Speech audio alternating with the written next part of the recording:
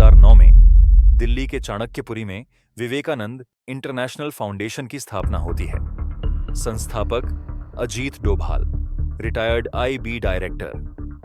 2011 में देश करप्शन के खिलाफ सड़कों पर उतरता है।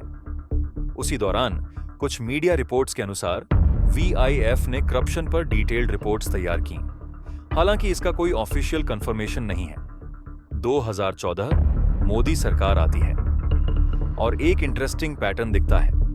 वीआईएफ और इंडिया फाउंडेशन से जुड़े लोग एक के बाद एक सरकार में ऊंचे पदों पर नियुक्त होते हैं। Ajit Doval, national security adviser. Nirmala Sitharaman, वित्त मंत्री। एस जयशंकर, विदेश मंत्री। क्या यह सिर्फ योग्यता का मामला है या फिर कुछ और भी है? आज हम खोजेंगे इस पॉलिटिकल इकोसिस्टम के हर पहलू को, बिना सेंसेशनलिज्म के, सिर्फ फैक्ट्स के साथ। सबसे पहले समझते हैं कि थिंक टैंक होता क्या है। दुनिया भर में अमेरिका, ब्रिटेन, चीन, हर देश में ऐसे रिसर्च संस्थान होते हैं जो सरकारों को पॉलिसी सलाह देते हैं। ये एक्सपर्ट्स का ग्रुप होता है, retired diplomats, economists, security experts, जो रिसर्च करके सरकार को सुझाव देते हैं। भारत में भी कई थिंक टैंक हैं। ऑब्जर्वर रिसर्च फाउंडेशन यानी ORF 1990 से, सेंटर फॉर पॉलिसी रिसर्च यानी CPR, institute for defence studies and analysis यानी IDSA, और हाल के वर्षों में दो नाम खास तौर पर सुर्खियों में आए। विवेकानंद इंटरनेशनल फाउंडेशन यानी VIF 2009 में बना और इंडिया फाउंडेशन 2012 में स्थापित। अब सवाल है, इन पर इतनी बहस क्यों? विवेकानंद इंटरनेशनल फाउंडेशन यानी VIF की कहानी काफी दिलचस्प है। 2009 की बात है। उस समय UPA सरकार थी और BJP विपक्ष में थी। कुछ रिपोर्ट्स के अनुसार गुजरात के तत्कालीन मुख्यमंत्री नरेंद्र मोदी ने अजीत डोभाल से संपर्क किया।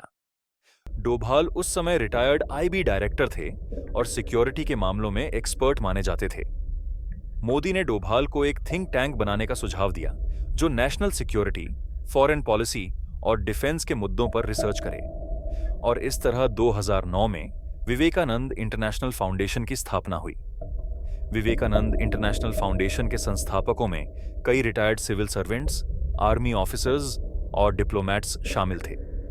अजीत डोभाल इसके पहले डायरेक्टर बने। अब यहां इंटरेस्टिंग पार्ट शुरू होता है। 2010 से 11 में जब देश में करप्शन के मुद्दे उठने लगे, 2G spectrum scam, commonwealth games scam, coal block allocation, तब विवेकानंद इंटरनेशनल फाउंडेशन ने इन मुद्दों पर डिटेल्ड रिसर्च और रिपोर्ट्स तैयार करनी शुरू की। कुछ मीडिया रिपोर्ट्स और विपक्षी नेताओं के अनुसार विवेकानंद इंटरनेशनल फाउंडेशन ने करप्शन से जुड़ी कई रिपोर्ट्स BJP को सौंपी। हालांकि ये रिपोर्ट्स पब्लिकली अवेलेबल नहीं हैं और इसका कोई ऑफिशियल कंफर्मेशन भी नहीं है, लेकिन टाइमलाइन देखें तो इंटरेस्टिंग है।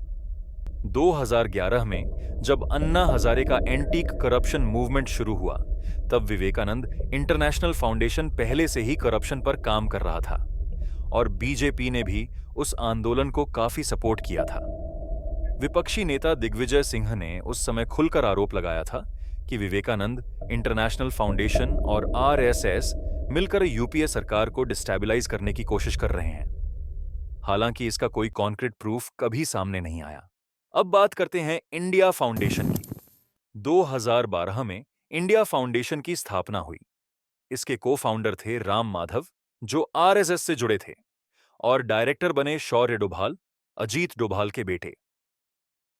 इंडिया फाउंडेशन भी 2014 के चुनाव से पहले एक्टिव हो गया। कुछ सूत्रों के अनुसार इस फाउंडेशन ने भी गवर्नेंस, करेक्शन और पॉलिसी रिफॉर्म्स पर रिसर्च पेपर्स तैयार किए। अब यहां एक बात समझनी जरूरी है। थिंक टैंक्स का यही तो काम होता है। जिस पार्टी या आइडियोलॉजी के साथ वो अलाइन है, उसे डेटा और रिसर्च प्रोवाइड करना। अमेरिका में भी ऐसा ही होता है। हेरिटेज फाउंडेशन रिपब्लिकन्स को सपोर्ट करता है, तो centre for American progress Democrats को। तो विवेकानंद इंटरनेशनल फाउंडेशन और इंडिया फाउंडेशन ने भी अपनी आइडियोलॉजिकल अलाइनमेंट के अकॉर्डिंग काम किया। लेकिन कंट्रोवर्सी इसलिए हुई क्योंकि इन रिपोर्ट्स की ट्रांसपेरेंसी नहीं थी। पब्लिक को नहीं पता कि एग्जैक्टली क्या रिसर्च हुआ, किस डेटा के बेसिस पर कंक्लूजन्स निकाले गए और ये रिपोर्ट्स किस किस को दी गईं। और फिर 2014 में जब मोदी सरकार आई तो विवेकानंद इंटरनेशनल फाउंडेशन और इंडिया फाउंडेशन से जुड़े कई लोग सरकार में इंपॉर्टेंट पोजीशन पर आ गए। इंडिया फाउंडेशन के ट्रस्टी बोर्ड में कुछ लोग थे जो बाद में सरकार में बड़े पदों पर आए। निर्मला सीतारमण, जो इंडिया फाउंडेशन की डायरेक्टर थीं, पहले कॉमर्स मिनिस्टर बनी, फिर डिफेंस मिनिस्टर और अब वित्त मंत्री हैं। अजीत डोभाल, विवेकानंद इंटरनेशनल फाउंडेशन के फाउंडर, नेशनल सिक्योरिटी एडवाइजर बने और आज भी हैं। उन्हें कैबिनेट मिनिस्टर के बराबर का दर्जा मिला है। एस जयशंकर, जो विवेकानंद इंटरनेशनल फाउंडेशन से एसोसिएटेड थे, विदेश मंत्री बने।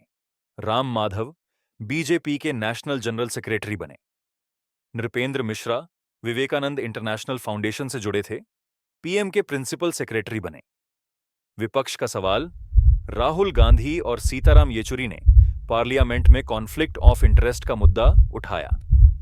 उनका कहना था, एक प्राइवेट फाउंडेशन में लोग हों, वो सरकार को एडवाइस दें और फिर वही लोग सरकार में मिनिस्टर बन जाएं, ये कैसे सही है? खासकर निर्मला सीतारमण के केस में वो इंडिया फाउंडेशन की डायरेक्टर थीं और फिर डायरेक्टली वित्त मंत्री बन गई। तो क्या फाउंडेशन की फंडिंग सोर्सेस और उनके मिनिस्ट्रियल डिसीजंस में कोई ओवरलैप तो नहीं? सरकार का जवाब, सरकार का कहना है कि ये लोग योग्यता के आधार पर चुने गए। थिंक टैंक में होना कोई डिस्क्वालिफिकेशन नहीं है। अमेरिका में तो हर एडमिनिस्ट्रेशन में थिंक टैंक से लोग गवर्नमेंट में आते हैं, लेकिन क्रिटिक्स कहते हैं अमेरिका में कम से कम थिंक टैंक्स की फंडिंग पब्लिक होती है और वहां एथिक्स रूल्स हैं। इंडिया में ये ट्रांसपेरेंसी नहीं है। अब आते हैं असली सवालों पर। पहला मुद्दा, फंडिंग और रिपोर्ट्स की ट्रांसपेरेंसी।